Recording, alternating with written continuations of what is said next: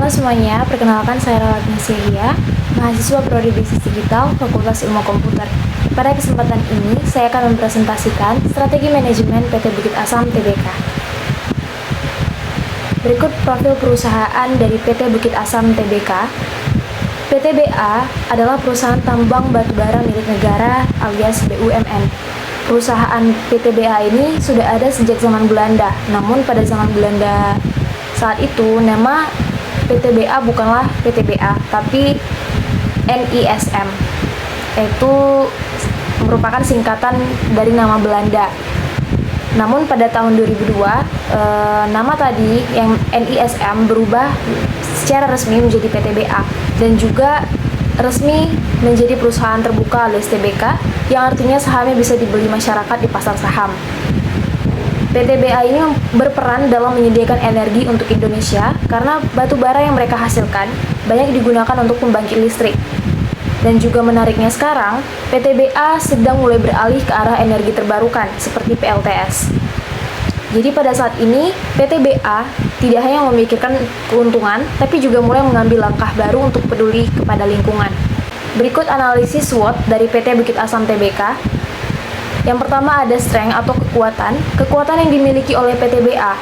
Salah satunya yaitu memiliki cadangan batubara yang besar dan kualitas batubara yang kompetitif. Lalu mendapatkan dukungan pemerintah sebagai BUMN sehingga mempermudah akses ke proyek strategis nasional dan kemudahan dalam regulasi. Lalu memiliki kekuatan dalam integrasi vertikal. Lalu juga pendapatannya stabil mulai dari ekspor dan pasar domestik. Lalu memiliki kinerja keuangan yang solid. Sedangkan weakness atau kelemahan dari PTBA ini adalah ketergantungan pada batu bara sebagai sumber utama pendapatannya, sehingga beresiko transisi energi. Lalu yang kedua, fleksibilitasnya rendah dalam menghadapi perubahan harga batu bara global. Lalu yang ketiga, memiliki keterbatasan inovasi teknologi dibandingkan pemain tambang global lainnya. Yang keempat, kebutuhan investasi besar. Lalu peluang yang dimiliki oleh PTBA yaitu yang pertama, permintaan batu bara domestik tinggi. Lalu ekspansi ke energi batu bara dan terbarukan.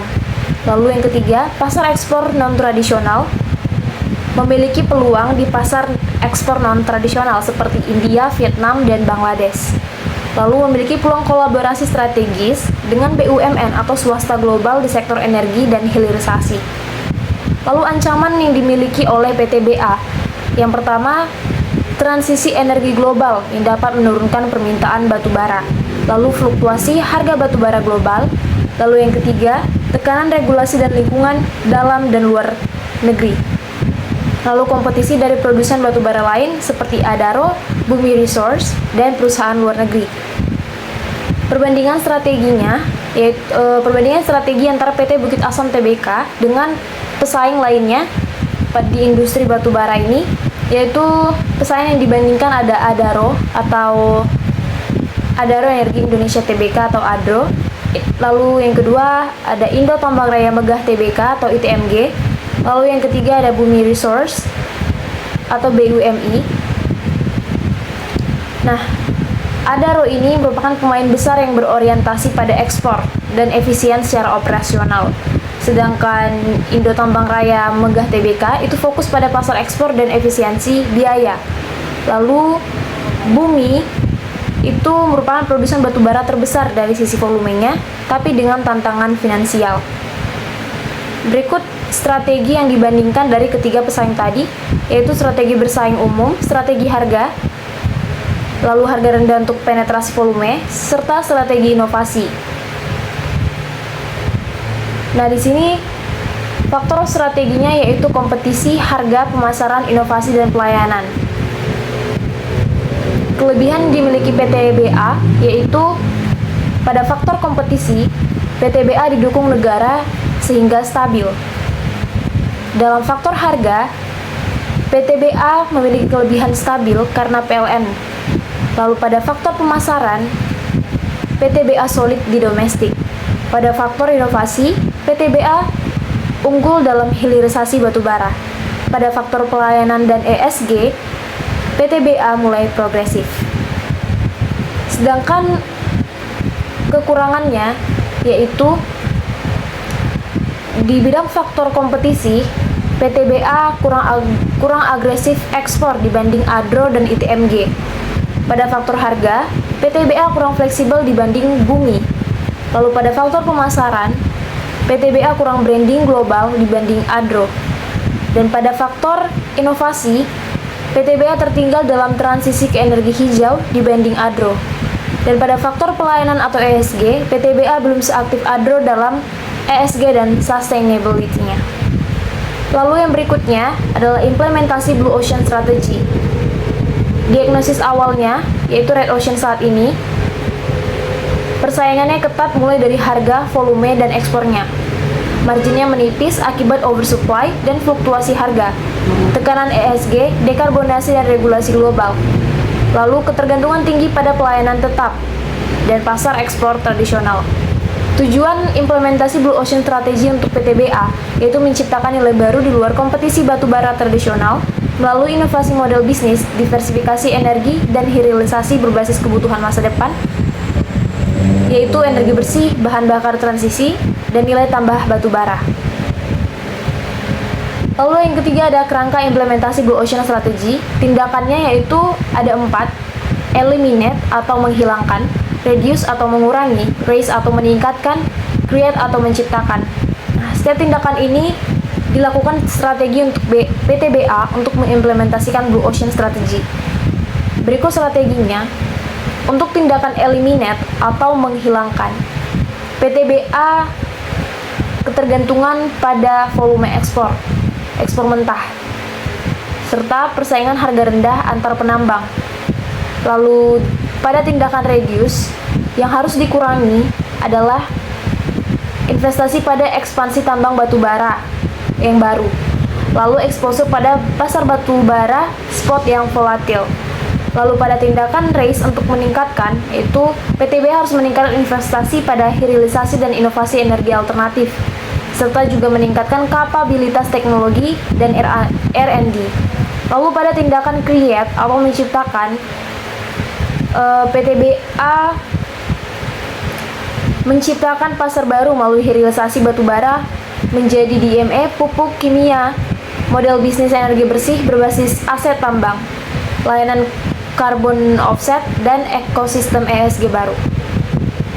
Kanvas strategi nilainya yaitu faktor nilainya itu ada harga murah, volume produksi batubara, inovasi produk, diversifikasi energi, ESG dan karbon netral, layanan dan solusi energi. PTBA saat ini memiliki harga yang tinggi, volume produksi batubaranya tinggi, inovasi produknya rendah, diversifikasi energinya rendah, ESG dan karbon netralnya minim, layanan solusi energi tidak ada. Pada penerapan atau implementasi Blue Ocean, PTBA harus menghilangkan harga tinggi, lalu mengurangi volume produksi batubara, lalu meningkatkan inovasi produk, serta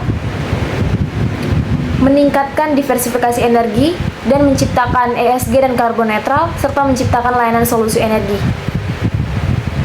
Kesimpulan implementasi dari Blue Ocean PTBA, dengan Blue Ocean Strategy, PTBA dapat menciptakan nilai baru yang bebas dari kompetisi batubara tradisional. Fokus bukan lagi pada menjual batubara sebanyak mungkin, tapi pada mengolahnya menjadi produk bernilai tinggi, menjadi pemain energi bersih nasional, dan menyediakan solusi karbon dan layanan energi terintegrasi.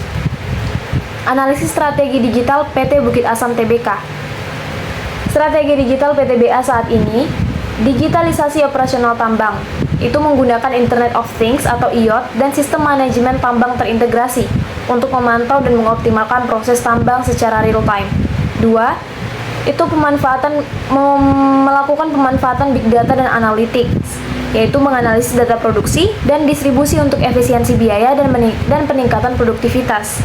Analisis yang ketiga yaitu transformasi digital proses bisnis, itu melakukan otomatisasi proses administratif dan keuangan melalui sistem ERP atau Enterprise Resource Planning.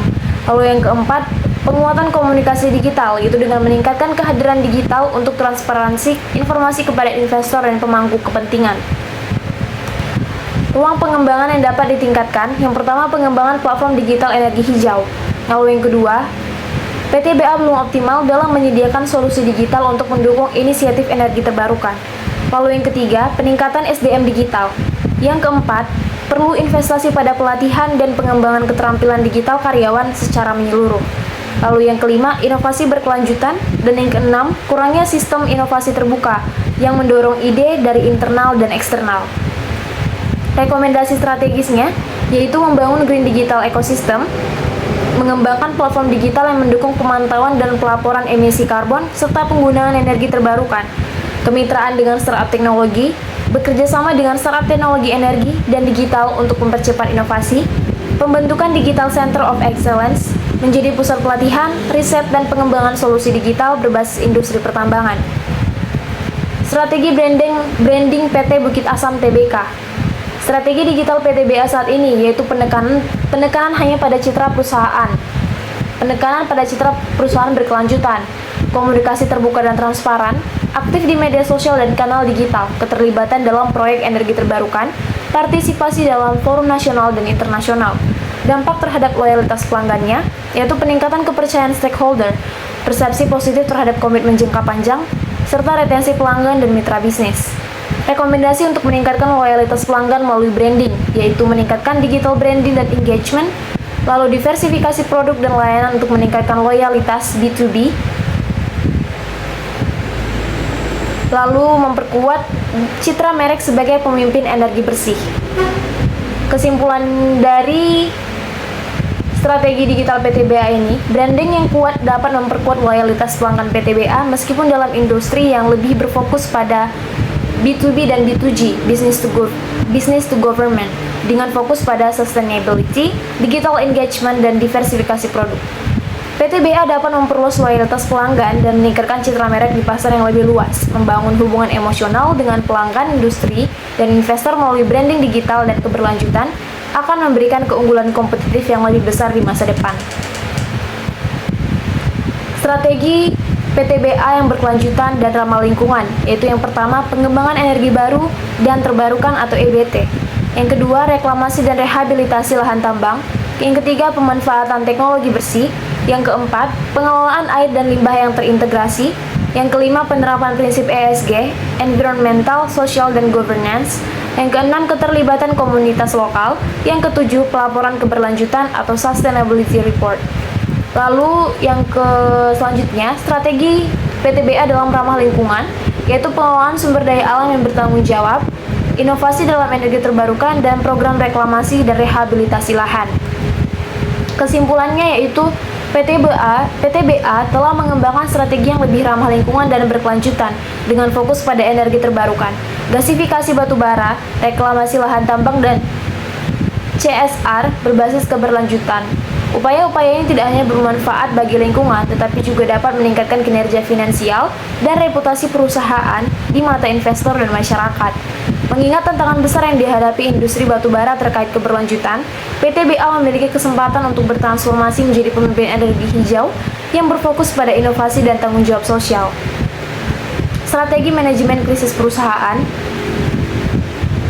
yaitu yang pertama, pembentukan tim tanggap darurat atau crisis response team. Yang kedua, digitalisasi proses bisnis.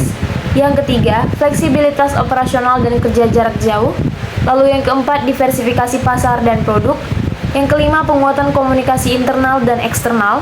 Yang keenam, pengendalian biaya dan efisiensi keuangan. Yang ketujuh, penerapan protokol kesehatan dan keselamatan kerja. Yang kedelapan, pemanfaatan teknologi prediktif dan analitik.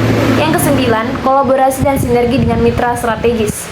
Yang ke-10, pemulihan dan evaluasi pasca krisis. Kesimpulan strategi manajemen krisis. Strategi manajemen krisis yang diterapkan perusahaan menunjukkan pentingnya kesiapan, adaptasi, dan inovasi dalam menghadapi situasi darurat seperti pandemi atau gangguan pasar.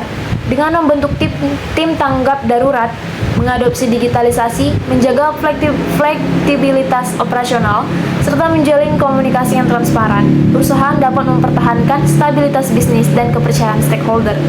Diversifikasi, efisiensi keuangan, serta pemanfaatan teknologi analitik juga menjadi kunci untuk bertahan dan pulih dengan lebih cepat. Secara keseluruhan, pendekatan yang terstruktur dan responsif ini memungkinkan perusahaan tidak hanya mengatasi krisis, tetapi juga memperkuat daya saing jangka panjang. Pengaruh teknologi AI dalam manajemen strategis merek.